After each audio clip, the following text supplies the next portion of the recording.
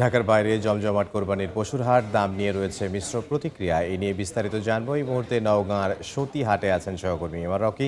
সরাসরি যাবো তার কাছে। রকি।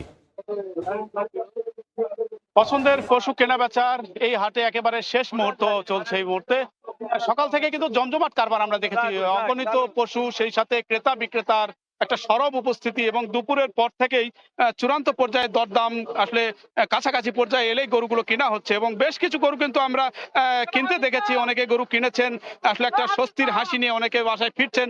আবার যারা আসলে এখন পর্যন্ত গরু কিনতে পারেননি তারা কিন্তু কিছুটা এখন পর্যন্ত তল্লাশ করছেন যে শেষ মুহূর্ত পর্যন্ত গরু কিনে নিয়ে তারা পবিত্র ঈদুল আজহার একটা কোরবানি দেওয়ার জন্য নিয়ে যাবেন।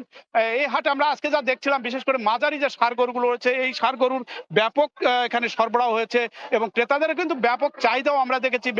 ব্যাপারী এবং ক্রেতা উভয়ের কিন্তু কেনা বেচাটা জমজমাটে একটা প্রক্রিয়ায় ছিল, এবং এখন পর্যন্ত অগণিত গরু রয়েছে, অসংখ্য গরু রয়েছে। এই গরুগুলো 1 লাখ থেকে 1,20,000 বা 2 লাখ টাকা দামের পশু কিন্তু এই হাটে এই মুহূর্তে কেনা বেচা চলছে। শুধু গরু না, গরুর পাশাপাশি ছাগলও রয়েছে, এবং আমরা দেখেছি যে 30,000 টাকা মন বা 32,000 টাকা মন এরকম একটি রেঞ্জের মধ্যে কিন্তু গরু কিনছেন, অর্থাৎ 80 থেকে 85,000 টাকার মধ্যে গরু কেনা বেচা বেশি হচ্ছে, বা 1 লাখ টাকার মধ্যে। তবে বিক্রেতারা যে বিষয়টি বলছেন, এবার এখন পর্যন্ত যে বাজার ব্যবস্থাপনা, তারা আসলে খুব একটা তুষ্ট হতে পারছেন না। বিক্রেতারা বলছেন গোখাদ্যের চড়া দরে বাজার অনেকটা এখনো নমনীয় বা কম তারা বলছেন।